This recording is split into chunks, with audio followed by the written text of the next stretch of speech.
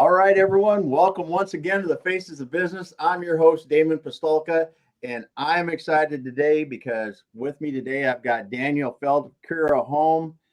Daniel, thanks for being here today. It's an honor. I'm very excited to chat with you today. Yeah, we're going to be talking today about scaling a home services business. And Daniel, you've been doing this for a while now. I mean, you started out working for a home services business and started your own. So we always like to start the show out by letting you tell us a bit about your background and kind of the history of how you got into into what you're doing today. Yeah, for sure. I'd like to start, I guess, kind of in the beginning. I'm one of 6 kids, and my family actually we were very poor. We were the family that my dad's paycheck came in on Friday, and we went to town and cashed it and picked up groceries after that. So it was the epitome of paycheck to paycheck. But my parents started breeding golden retriever puppies by accident, and that actually grew to a very successful 6-figure business today. And they've got a waiting list out the wazoo for their dogs. And Wow. so I saw that, growing up in that entrepreneurship environment gave me confidence, and started almost like accidentally just through like 4-H and things like that. I grew up in a small town, but people would ask me like, "Hey, will you train my horse for me?" I was a farm kid. We had all animals, all the things. And yeah, for a couple $100 I'll do it. And so grew up kind of doing little like side things, and I would train horses and sell them to other 4-H kids. Like I'd buy them for meat price and then sell them for like $750. We make a couple $100 over the summer. But parents built their dream home when I was 16, and we did everything ourselves, basically. So I was there to pour the foundation. I put one of the last shingles on, with all those guys and everything in between. And took 3 times as long as it's supposed to, but we got the job done. Went to school, studied business marketing. After that, I worked for a really cool company. They sell 6 million chicken eggs a day, and got really involved in their systems and processes. My main job was to create SOPs. And if you think it's easy to get an egg on your table, there's a lot that goes into it. And from there, I did start working actually for my brother's company. They do window cleaning and holiday lights, and I was his general manager. Really fun experience working side by side with him. And we went from 8 crews to 16 crews in 2 years. And it was really fast, explosive growth. He's an incredible business person. I still look up to him and frequently ask him questions on the right way to do things. So, but then the idea came to start a routine maintenance company, and I told him about it. And working with his higher end customer base, you'd be talking to a customer and they'd be like, "Oh, do you know someone who can do this? You know if someone can do that?" What I really found is that people are just not maintaining their homes, and homes are becoming more and more complex. Machines are being built cheaper. There's more filters that need to be changed on them, and people aren't doing everything. And just with that entrepreneurship spirit and always wanting to either invent something or start my own company, at the age of 26, I wasn't married yet. I had a few side things going on. I was renting out the base of my house hacking that. And then I was boarding and training dogs on the side. And those two, as a side income, pretty passive, were bringing in about $45K a year. So took a reverse equity line against my house for $32,000. I filed the LLC for Kura Home. I gave my brother a 4-month notice, and I started Kura Home in 2016. Yeah. that is the entrepreneurial American dream of being able to start working for somebody, getting some side hustle going, and then turning it into a full-time business. So 100%. Yeah, that's good. So let's back up a little bit. So 6 million eggs a day. What are some of the things that, when you're moving that many eggs, what are some of the things that you wouldn't think about that are really a pain in the butt for that? Well, so I wasn't on the production side. I wasn't on the chicken side. I was on the egg side, the processing. So these eggs are coming in on this huge conveyor belt. They're 4 feet wide, and then they get separated, and then they go through this wash. And there's a ton of machines that are involved for quality control, because a bad egg comes by here and there, and it's all done automated. They're sized, they're washed, and it's all awesome. And then they got to the point where it would go in, and then by sizes, there's a huge row. There's for all the different sizes, because the older a chicken gets, the larger the egg. So when they're young, it starts out with a small egg, and then they're sized and they're put into the cartons and they come down. And originally we had a ton of people packing these eggs, and a majority of them were typically Hispanic women who are stereotypically shorter. So if you were going to go and help to learn this job, you're bending over significantly farther than they are to pack these eggs, because they have to go in.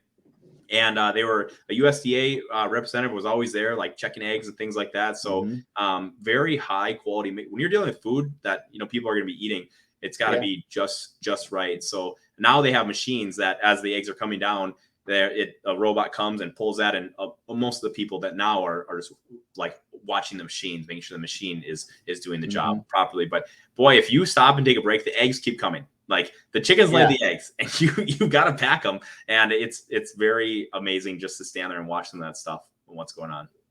Well, and it's amazing when you see agricultural production like that, and understand what it takes to get that dozen eggs to the grocery store. Right. Yeah. It is amazing. Yeah. From that conveyor belt to get that in the semi on the pallet, and that's going off to the grocery store, the distribution center. It is really incredible. The amount of the effort. I mean, it's just crazy. And that they can do it for $1.50 or whatever. It's amazing. Yeah, that is. A weird little side fact is when we were in Mexico last year, we noticed they don't refrigerate the eggs. Yeah. So the interesting fact about that, I also live on a hobby farm. If you this is a complete side topic, but so if you don't wash the egg, it doesn't need to be refrigerated. So once you wash it, it has to be refrigerated. There's a protective layer on that egg that if you don't, and so my wife and I, we've got believe it or not, about 26 chickens running around outside, and as they lay eggs, if we don't wash them, they sit right on our countertop until we cook them. Oh, geez, that's why. I was like, why is this happening? Yeah. So once you wash them, though, then it has to be refrigerated for sure. And that's why all the ones from the store, they've been washed because, people, don't want them dirty. Americans don't want to find a turd on an egg. That won't go over very well.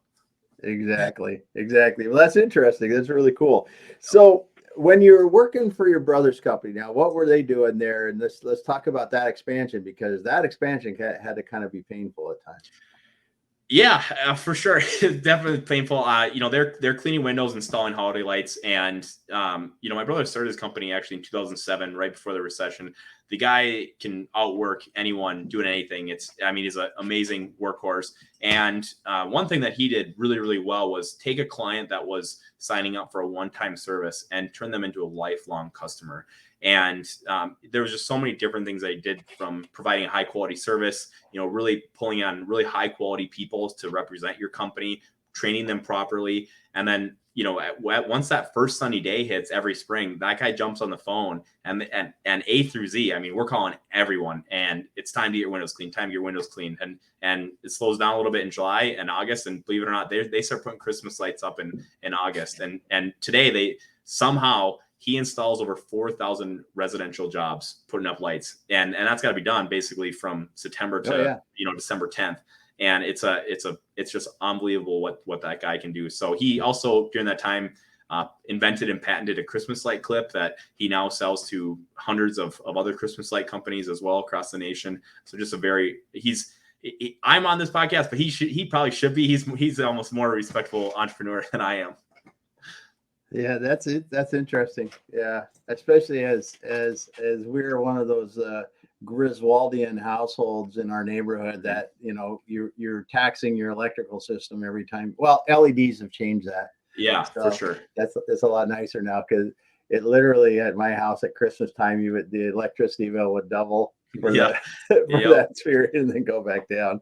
But that's cool, because there is in those kind of things. I mean, when you're talking about doing that for windows, lights, anything like this, it's much different than you or I doing it on our home, because now we're talking about scheduling around other people's schedules, making sure that everything, materials are there for my people to do the job correctly. As you said, my people are trained. Because you think about cleaning a window, and believe it or not, you probably had to train people on the proper way to clean a window. Yes, 100%. Yeah, it's when you're going to clean a window professionally, and these are very, very particular people. I mean, so I think the best thing I ever learned from my brother is we're going to find our most particular customer, and we're going to train every single one of our people to that standard, so that most particular customer is satisfied. And that's going to be our standard across the board.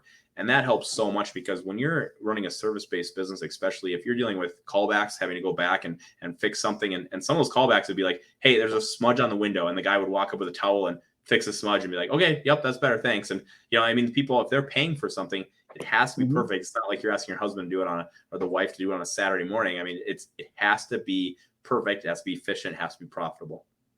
Yeah, yeah, and that's a great point. Finding the most picky or critical customer and satisfying them, because then everybody's happy. For sure. And if 100%. you build your processes around that and training around that, you're you can naturally have a high level of satisfaction in the field. Yes, So most definitely. so as you guys were scaling that, you scaled that from, you said, from doubled the amount of crews there.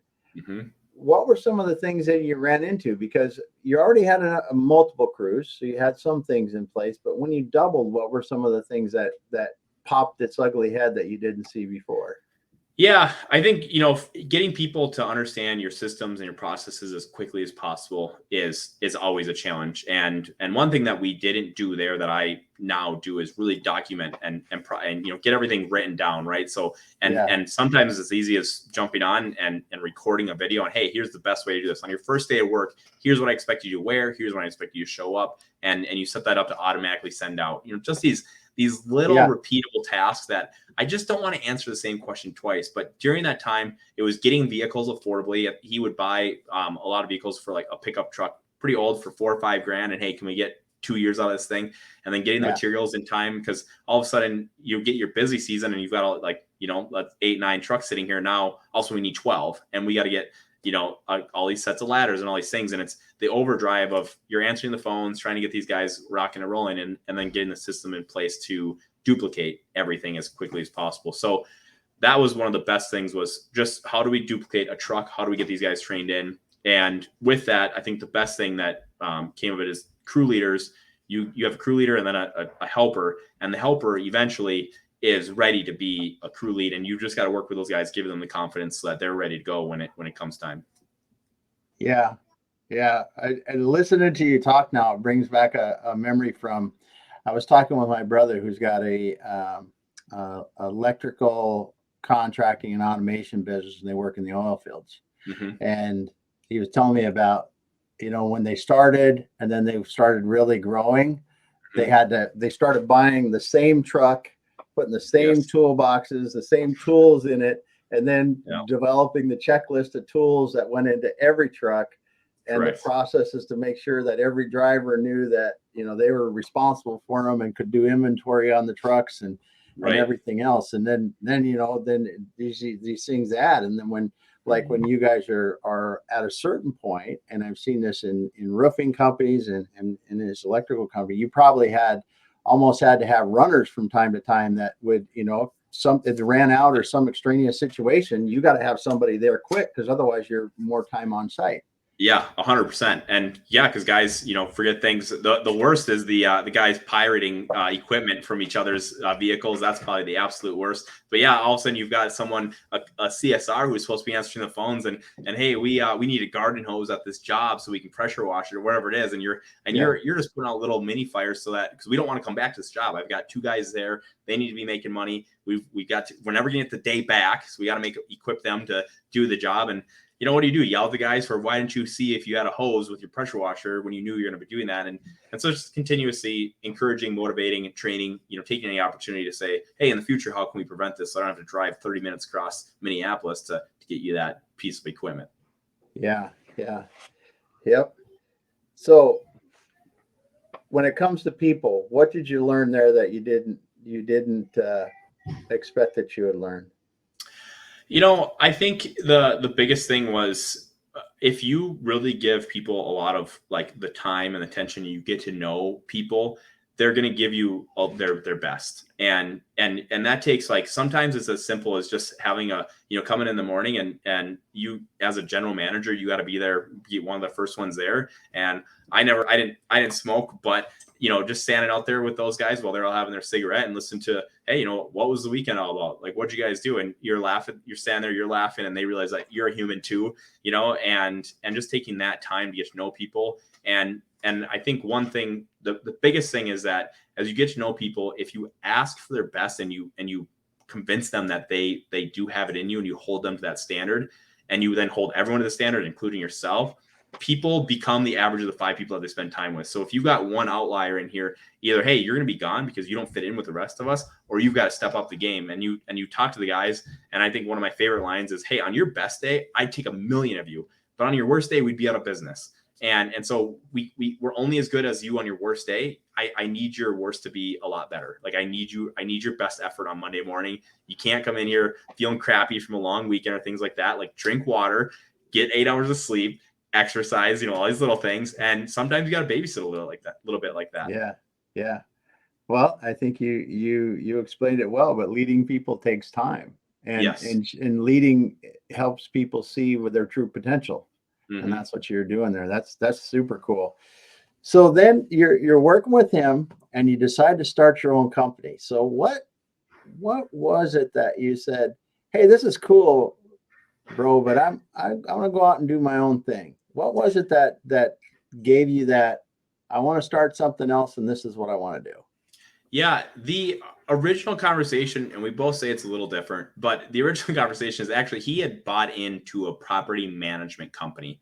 And for the very high end, like we're talking NFL players, NBA players, high end, the 1% of the 1%, they're completely managing your summer home for you or your cabin here or whatever it is. Yeah. And you want new speakers put in, you got it. Say no more. I'll get Geek Squad out here. I'll get 3 beds. I'll have it all done. By the time you come here next, there's going to be a step-by-step directions on how to connect your phone and you're good to go. And the frustration for them is that they only had 2 customers, which is not sustainable. They were charging like $1,500 a month. And so my recommendation was, hey, based on the conversations we've had with all these customers of wanting people to take care of their homes, why don't you lower your offering to something that you're normal, like a business owner, C-level executive, or a dual income home, these things that your everyday wealthier people are hiring service people can afford. And they didn't laugh me out of the room, but they're like, no, that's not who we are. That's not what we're going to do. That would never work. And so when people tell me that I can't do something or it can't work, it's kind of a little bit of a trigger for me. So I'm like, well, I'm going to do some research and looked all over. I couldn't find another company that did it. There was not in Minnesota. There was like one other company that was doing handyman and routine maintenance. So they visit once a month, come in, do all your routine maintenance, and like offer like an hour of handyman.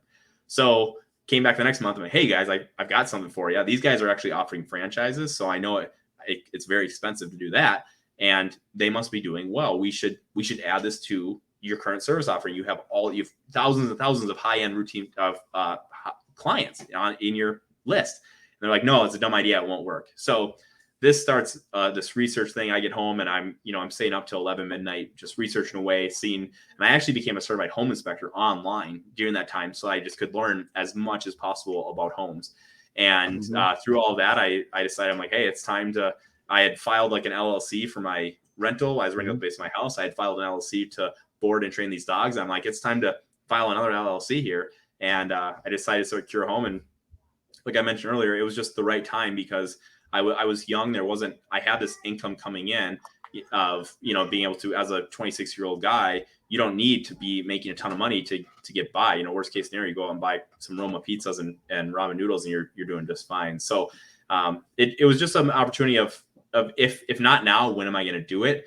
And it seemed great. So I left on really awesome terms, and I'm still, my brother, he's one of my best friends. We refer a lot of business back and forth. So it was really, I think giving that 4-month notice was good for him, even though he didn't replace me for quite a while, but I think it let it set in for a while. Yeah. Yeah. You help with the transition for quite a while.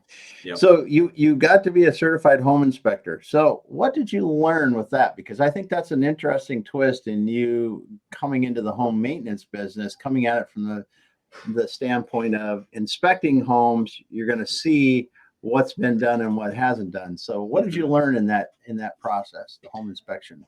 Yeah, the biggest thing that I learned was like what does what in the house, right? Like what is this machine in? Because today we maintain like $12 million estates, but then we also maintain the $150,000 townhome and everything in between. And for me, what I really learned is that, hey, when I walk in and here's this out of the world system and because some of these houses, they have 3-4 utility rooms, and what is this thing? And so basically it allowed me to walk into a home, provide an estimate, and be the educated, knowledgeable person in the room. For a majority of the people that call us out for an estimate are women, and so they don't want it. They don't care what's in the utility room, right? They never go in there unless an alarm goes off or the kids are coughing and it's time to change the furnace filter. So for me, walking in, I knew the difference, what's going on in this townhome, what's going on in the $12 million estate, and everything in between, and how can I be the educated professional. And for me, there was no other way to do that. That I think it was like a $600 or $700 course, and that allowed me to take my time online in the evenings and go through that course and learn all that stuff. And I didn't want to be a handyman, even though growing up on a farm, we offered handyman stuff in the beginning, but that wasn't going to be a scalable thing at that time. Yeah. Yeah. So we'll talk about that in a moment, because you said you tried the handyman, doing handyman services, and that was kind of challenging. But one of the things that you've done that I think is really interesting is not only have you expanded your business into multiple crews in the area, so you've got crews running around doing what they need to do, but you've expanded geographically too. And we'll talk about in a moment. And you're franchising now. So, what were some of the things that you saw? Because you'd worked with your brother's companies, you guys expanded crews there, so you kind of had the baseline for doing that. What were some of the things that you learned when you moved geographically and expanded geographically? I think the biggest thing that I learned is that managing people 1,000 miles away is very, very difficult. On the phone or on Zoom, there's a lot of yes people. Yeah, you bet, boss, or I got your back. I can do this for you. And like a day or two goes by, and all of a sudden it's like, hey, I thought you were going to go have those, 2 networking meetings per day and this and that. And they're like, well, the dog got sick and then this and that. And it's like, well, man, we only ended up doing like 2 or 3 jobs last week in your area. And when I'm here and I do these same meetings and I follow this template to have these meetings with these professionals, I'm scheduling 1 or 2 jobs after that meeting with their connections or referrals. So it's very, very difficult to, what's not in front of you is really hard. And for me, I'm not the best at managing people because I've got so many moving parts, all this stuff. And so that's a weakness on me is managing people that, you hire someone, you feel like you can 100% trust them, and people need to be consistently motivated, consistently encouraged. And at 1,000 miles away, it's pretty tricky to do that. Even when we got down to we'd have like a morning check-in, all of us on Zoom. And even then, it was still quite challenging. Yeah. Yeah. That is one of the things that I hear from just about every business owner as you're trying to scale. It's keeping people so they absolutely understand if they're, and for lack of better terms, in the green or in the red. In the green, yellow, red, right? So, am I doing what I need to do? Things going like I want? Do I got to improve a little bit, or am I just not doing it? Right. And the systems that you use, I got to imagine that you had to develop some, rather than me, Damon, just saying, yeah, that was, went on, had a couple great meetings, blah, blah, blah, blah, blah. You probably had to develop systems that said, okay, your backlog or something like that. Is that, did you really have to up your game with those kind of things as you move geographically?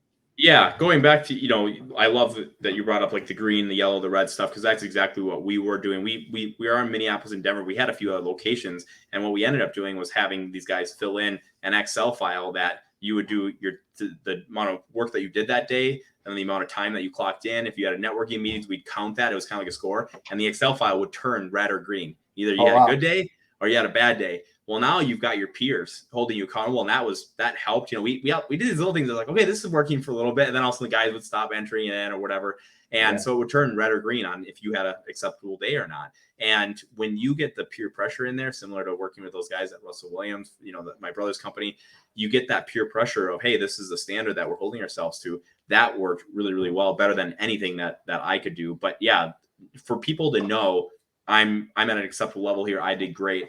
It's so rewarding to go home and, when you're eating dinner with your family, whatever, like, yeah, I had a good day at work today. I did everything I was supposed to do. It was awesome. Rather than like, I think I'm doing good. I think I love the green light, red light stuff.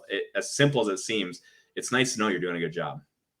Yeah. And I think it naturally, as you said, it helps everyone do better because you go home feeling good. First of all, what do I have to do?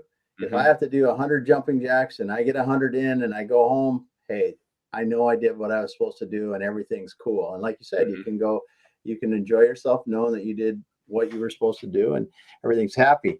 I can't tell you how many businesses that we talk to that is not done. Those simple measures aren't in place for for the vast majority of the companies, or the majority of the people in the companies. Because if you've got someone that, say, washing the windows, right? You've got someone that's running a truck, going out and washing windows. What's success for me today mean? Getting 2 jobs done? Cool. If I got 2 jobs done with no callbacks, that's I know that same thing. Right. When it's somebody in the room that's measuring the checkbook or some other crazy thing, it doesn't do the rest of the people that actually have to make the money and make the business work, do them any good. And when they question or don't know, or the expectations have not been set, people just naturally just wander to it. It's not nearly as effective. Right. So as you've grown your business, because I imagine you didn't start with measures in place and things like that, but were you able to see improvements in performance over time as you've added more of these measures and started to really understand the inner workings of your business and communicate that better to people? Yeah, most definitely. I think one of the most rewarding things that we've done, one of our largest challenges is people don't Google routine home maintenance. That's something that's like 13 people in this entire 3 million of Minneapolis to search it a month. You're right. It's no one. So with that, you're trying to find out, well, people do search for air duct cleaning. So that's today 50% of our business. So now you're in this home, right? And so the challenge is, how do you get your technicians to tell a homeowner that, hey, I noticed your bathroom fan is super dirty. I can clean it for you today for $30. By the way, we do 31 other things if you want, right? And we tried all these things, and it'd be like, hey, I'll give you 15% commission. I'll give you 25%, right? And finally, what it ended up is, I had a guy come in and he's like, I want to make more money. I'm like, me too. We're on the same page. And he's like, and I said, hey, I tell you what, I printed out my P&L for him, and I said, here's what we got going on, right? Top line, everything in between, bottom line. The more that comes in, the more that can come out. I'm building this business. I always building to sell. Maybe it'll be when I'm 100. Maybe it'll be, in a few weeks. Who knows? But always building this thing to sell. And so I don't take a lot out of it. If you want more, the only thing I need from you is just to get some more in the top, and that can trickle down to your payroll, which is right here. And he agreed. He's like, it's just not worth it for me at like 25% commission. I go, what's your number? He goes, well, if I got half of what I upsold, I would upsell way more. And this is one of my guys, like seasoned guys. He had been there for quite a while. And I'm like, I tell you what, well, I'll do it for a month with you, and we'll see how it goes. And if it goes well for you, I'll roll it out for everyone. And this guy who had never upsold this thing, started upselling. And he would text me every day, upsold this, upsold that, upsold that. And he's making a couple extra $100 a week on his paycheck. So then we rolled it out to everyone, but then it faded out. Like I say this all the time. If every idea that we've ever had was implemented and stuck forever, we'd be like $1 billion company. But here we are, right? And so the best thing that we did is we have an internal Facebook page for all of our employees. It's just a private group of all of us. And in order to get paid your 50% commission, you have to write it in that Facebook page. So guys are getting notifications throughout the day that Joe upsold this, Jim upsold that, right? And so now it's bringing back this peer pressure thing, and these guys keep on getting reminded that, well, hey, Antonio's he upsold $600 this week. The guy's getting $300 extra. Like, that's nuts. You're getting a $7.50 raise this week if you work 40 hours because you upsold stuff, and that started getting us more routine maintenance clients. And it was just a huge win-win all the way around. I realistically lose money on the 50% commission thing. So I'm still paying them hourly plus giving them commission. Yeah. But I'm like, it doesn't matter because they're making more money, and that's been a huge win for us. Yeah. Well, and it's cool too, because you figured out a way to properly get people to to do what helps the company and helps themselves, and you added without probably realizing adding the gamification, which people talk so much about this stuff in gamification and how it works, because while I myself, Damon, might not upsell a lot, when everybody's combined, that thing dings a lot, and we see a lot of upsells. So it makes it seem like everybody's doing it all the time. Yeah, right. Yeah, this is happening every hour throughout the day, and I'm the only one not doing it. I need to start doing it. I got to fit in with everyone. Yeah, it's worked out really well for us. Oh, that's cool. That's cool. So when you are trying to recruit and retain, well, first of all, recruiting talent. Mm-hmm. What do you think is your biggest challenge when you're trying to recruit talent? I think the amount of time it takes to weed through the amount of just like mundane people that like select 30 jobs and hit apply, and Yeah. you gotta try to get them in, and it takes all stuff. So creating systems and processes around that to make it so that whatever. And so what we've done, that's one of the largest challenges, right? Like, are you even a human being? Or are you a robot? So Yeah. one thing that we've done is you just make it so that there's a few more um, action steps needed from the individual for them to prove that, hey, I actually want a job. And so at times that works really well because you have a ton of people applying for jobs, and at other times it doesn't work so well when unemployment is too low. But just doing something simple as replying all to all these people, that takes a few seconds, and they're not all CC but BCC or whatever, and say, hey, really interested in having you come in for an interview. Before that, would you be willing to fill out this personality test for me? It takes about 5 minutes, and it does it. It's like a very simple like DISC assessment, and they send that in. And realistically, for our technicians, we need all kinds of kind. We need the introverted guy, we need the super chatty guy, because the introverted guy is off working in the utility room getting the job done. The extroverted guy is talking to the homeowner. So we need all types.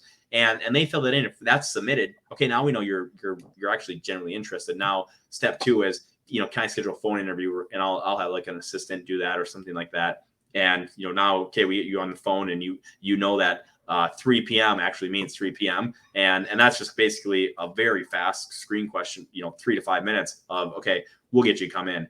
And because of that, the amount of people that come in for an interview, our hire rate is so high. I don't know exactly what it is, but it's got to be 75 to 80% of people get hired that come in, because we've screened them out just through these very simple, a few minutes of things getting that done. And the only time that really hasn't worked with us is October of 2021. We were trying to hire a few people, and no one was applying for anything. It didn't matter what the unemployment was so low, and it was really challenging. But this spring, each spring and fall, we get extra busy. Our company grows like if you're walking up stairs, at an Eiffel Tower. So you go up a few steps, then you level out, you go up a few steps, and those steps seem to happen in the spring and fall. So we hired 6 extra guys, and it took me like 4 days. It's so fast, and it barely took me any time by creating those systems and processes. Yeah. Now, what kind of, if you don't mind sharing, if you don't want to, that's cool. Is your turnover high, or is it not real high, or is it? It's one or the other. So I've got guys that have been with me for, it seems like, since day one, and they're absolutely awesome, and they've been around forever. And then I have the exact extreme opposite, where guys come in and they're like they're here for the summer, or they're just job hoppers, and they're here for like 3-4 months. So I would say we're above company, or above like industry average of like service technicians. I don't know exactly what my average is, but I know we're above average because of our routine maintenance clients. We have over 600 in Minneapolis, and we're servicing them every 3 months. We do provide consistent work, and it's not like, hey, it rained, now all of a sudden we all have to go out and work, or the sunshine. It's not so seasonal that my guys can get very consistent 40-hour weeks, and that has allowed us to keep guys on longer. Yeah. Because I know that when you talk about the things that you're doing, and you talk about hiring easily, that shows something about your company. And when you talk about retention, that shows something about your company. So I'm going to ask, how much have you had to push yourself as you've grown this company to continue being a better leader? It's a continuous, nonstop. This year, my one and only goal is I'm gonna consume 52 books between reading and audiobook. And these aren't like, this isn't a nonfiction, whatever. These are business books. This is Built to Sell. This is Start with Why. 10X. All these books, a lot of them are re-listens from, I listened to maybe 3 years ago when I was a completely different business person. But it's a nonstop, constant push, because as soon as I get complacent or something, everything mud flows down, or you know the phrase. So everything flows downhill, right? And so if I get complacent and I'm like, hey, I'm super happy, let's just collect the profits on this year or this quarter. Well, guess what? And then the general manager gets complacent, and then his managers and the technicians and everyone, all of a sudden everyone's like, what's the point? Why would I follow up with this person again when the schedule's full enough? We're booked out a few days. So I push myself some would ask why, but yeah, I mean, I'm signed up to complete another Ironman triathlon next summer. I'm rocking and rolling. It's a continuous, push to the limits. How much can you do in a day? But the one thing that I never waver from is I don't miss dinner with my family. That's one thing that I don't fall away from, and because it's faith, family, right? That's got to be before work for sure. Well, the foundation has to be there, right? 100%. Yeah. You have to have the foundation to be there, because you won't. I mean, you can be a hollow person if one part of your life is working and the others aren't. So for sure, that's good. But it's great to hear that you're doing that, because I know that a lot of people think that once they've become a business owner that, now I am. Mm-hmm. And it's not really. It's like a friend of mine, Thane Isaac, says, if we don't think we're always becoming and becoming better,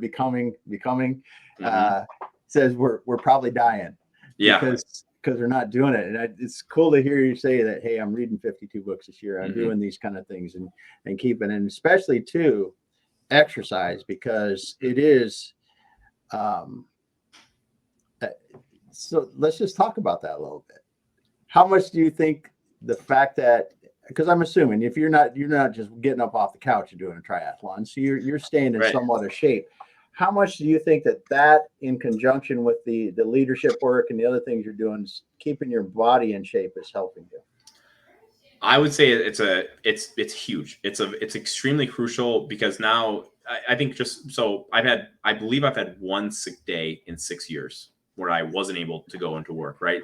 And doing these little things of getting 8 hours of sleep, drinking water, that's a complicated house plant, right? And eating healthy, which my wife has a huge part to do with. But yeah, getting to the gym, my alarm goes off at 4:58 every morning, and I'm getting up. I'm going, and I have people that meet me there. If I don't make it there, I get harassed all day long via text about I'm this and I'm that, and I'm a huge wimp, and I don't want to deal with that, so I go. Yeah. And it's extremely crucial. I think the best part about it is you get up early, you get it done, and that's the hardest part of your day. Now you can deal with maybe a tough conversation with an employee, or hopefully not every day, but if a customer's upset, it's like, I already kind of dealt with the crappy part of my day of getting up out of bed early or doing this, and this now is just easier. So I think it's so important to have a fresh start. And if you wake up at, if you're working from home and your alarm goes off at 7:55 and you roll out and you start working away at 8 a.m., it's like, where's the me time? Where's the time to look out the window and be appreciative of the sunset? Things like that. I think it's get yourself right, and now you can give your best to the company, whatever time of day that is. Yeah, that's awesome. Well, I'm glad we got to cover that a little bit, because you're right. It does. You can get that out, and you get your blood pumping too in the morning, rather than, like you said, wake up and go, sit in front of a computer or go to work. Right. You really get your blood pumping, and you get to, and you're talking with people, and you're letting your body and your mind wake up. It's so much more productive days after that. For sure. It was only recently in the last few years I realized how important that is and how much it really helps.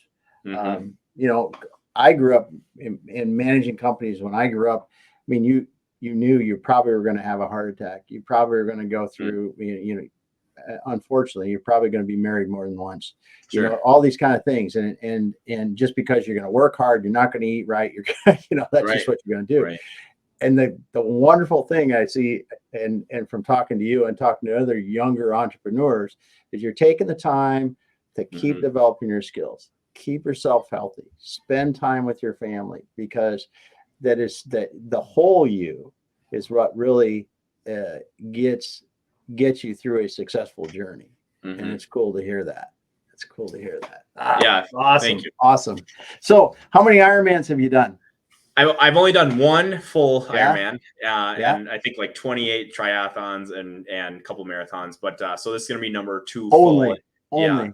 Yeah. Well, I was a little bit younger then, but now it's time to get back into it. And so I'm really excited. And I was actually with a coworker that we were talking, and it's like, hey, we got to do something here. Let's push ourselves outside of the comfort zone. And so I signed up, and I sent him the screenshot, and I said, it's your turn. And he sent me the same screenshot a few minutes later. So super excited to do number 2. I'm not going to try to beat a world record. This last time I was a little bit younger and quite a bit more free time on my hands. I went all out, and so this one's going to be more of I'm going to be very content crossing the finish line in 12, 13 hours. So very excited to do number 2.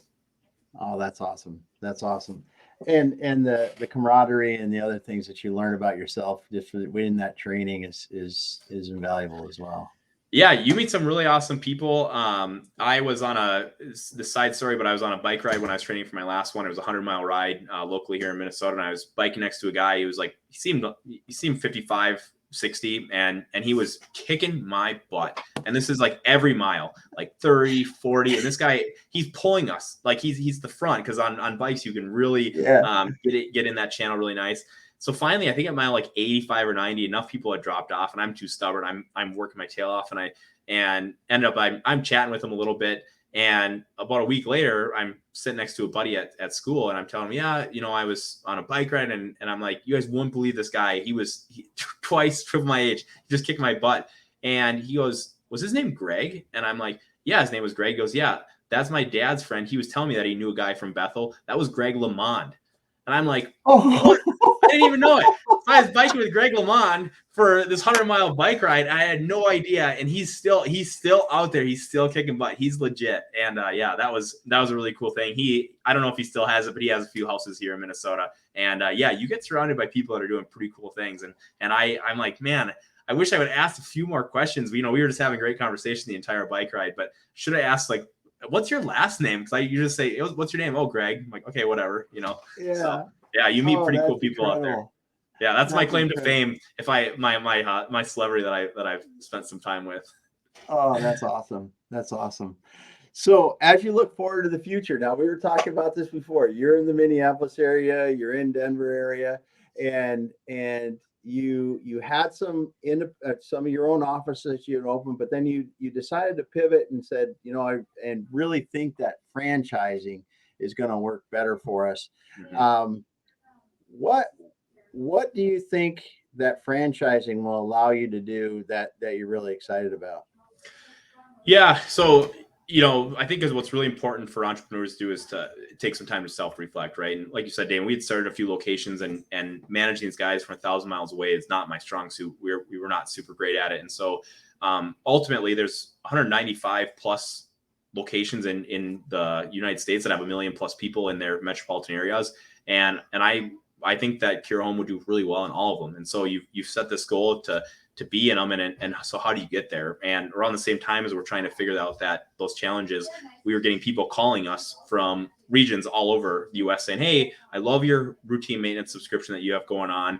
Can I come spend a week with you? I'll pay you like $5,000. It's like, I don't really want a sidekick for a week or whatever. You're trying to figure this out. It's like, well, maybe I'll start there. Well, then eventually it started happening very routinely. And so we decided that having someone who's invested in this and they want us to see it succeed as much as you do would be the best route. And so I asked my brother had franchised his business. He never sold one, but I called him. I said, can I use your FDD? I'm going to change all the words. I'm going to call a lawyer. And they said, if you want to draft one, we'll proof it. So I was able to get that very affordable. We already have a 600-page operations manual. I mean, everything is in that thing.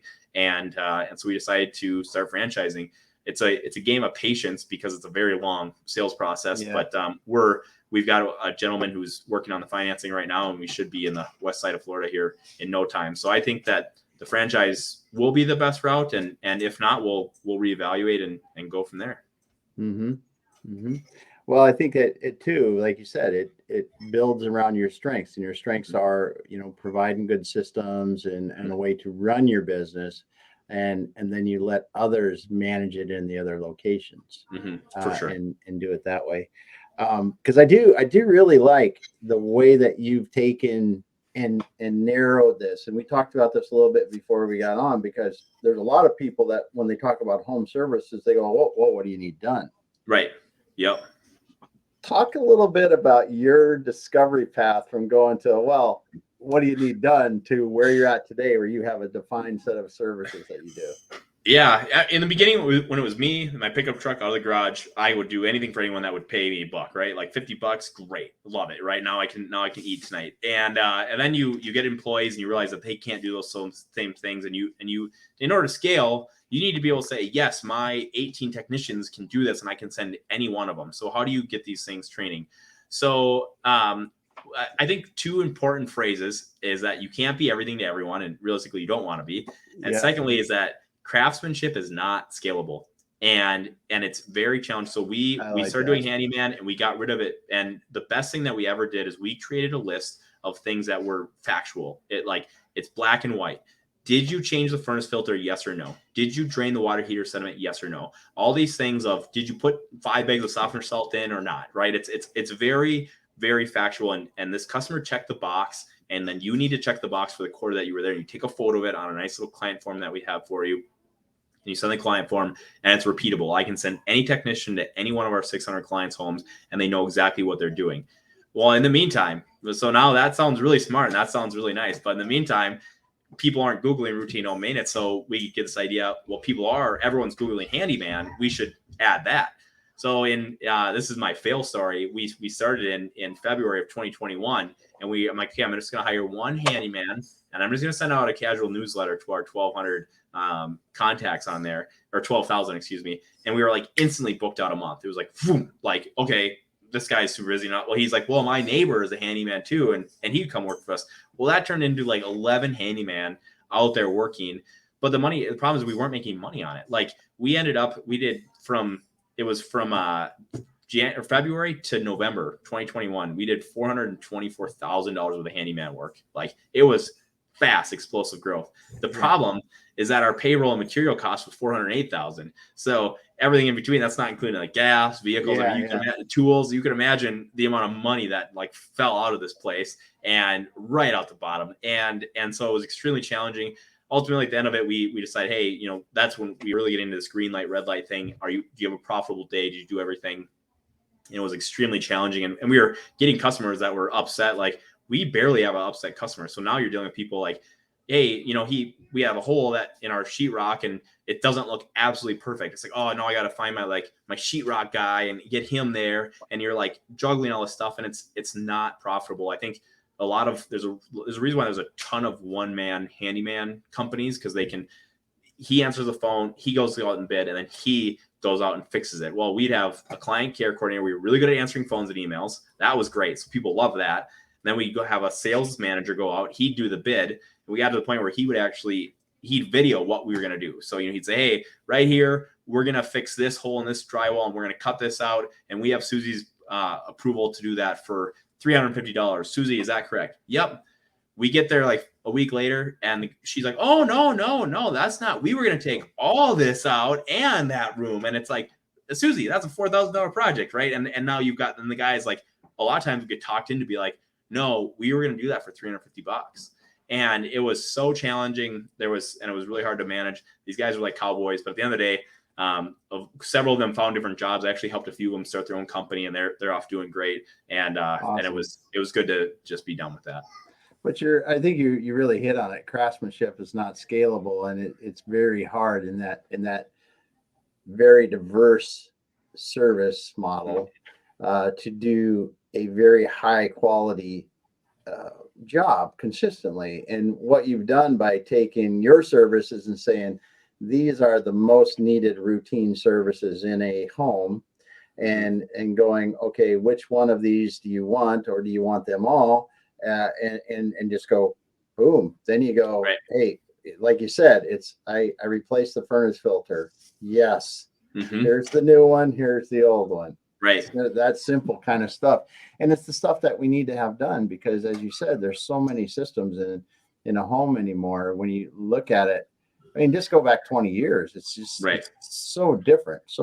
Everything 100%. From the air handling systems to the different air purifiers that people use, the water purifiers, and like you said, where you're at the water softeners that you need to keep going, and so much stuff. It's very complex, and Damon, you hit it right on the head too. Of houses are becoming more complex, and a lot of people that we take care of their homes for them, they didn't grow up in the home. They grew up in a daycare, and then they were in school, and so they didn't even grow up like watching someone maintain this stuff. And then all of a sudden, like, to your point, like all these things they're becoming code to have this, air exchanger or all these things in place. And people are like, I don't even know what that is. Like we'll walk through and show you, hey, here's everything we can maintain for you based on our checklist. What items do you want? And we'll go through and they're like, yeah, I don't even know what that is, so you should probably maintain that. And I don't know what that is, so you should maintain that. And that's what people love about it, is just we'll maintain this really nice list. But also back to your point, David, the best part about having that list of the 32 services is that sheetrock repair is not on that list. So when homeowners say, hey, while you're here, can you do this for me?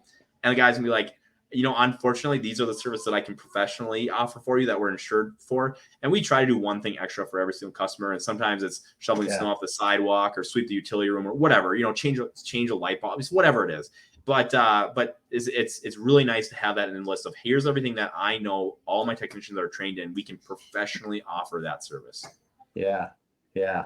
That's awesome. Well, I tell you what, Daniel, it's been awesome talking to you. And the way that you've taken a home services business and structured it to be scalable, structured it to be around critical services that people have in their home, that critical maintenance, routine maintenance things, and then made it easy for them to keep doing it, and then made it easy for your people to do a good job doing it, I think is really something. Thank you. I really appreciate it. It's been a fun journey so far. Yeah. Well, I just want to thank you for being here today. If someone wants to get a hold of you and talk to you about Kura Home, if they're in the Minneapolis or Denver area and they need home maintenance services, what's the best place to find you? Yeah, find us online, kurahome.com. It's Kura. We post a ton of really valuable educational content on social media. If you want to get in touch with me personally, I manage my own LinkedIn profile, and you can just search Daniel Felt on there, and you can find me. And we love connecting with people across the country. Awesome. So, and if people want to talk to you about a franchise, I'm assuming the same thing, connect with Daniel on LinkedIn. Yep, that'd be great. Go to the website. Okay, good. Well, thanks so much for being here, Daniel. It's really been awesome talking about how scaling a home services business, because I think you've taken a really good long-term approach to doing this. Thank you. Greatly appreciated. You bet. Well, thanks everyone for listening today. And since it's Thursday, we'll be back again next week with another guest on the Faces of Business. Thanks so much for being here, and we'll be back later.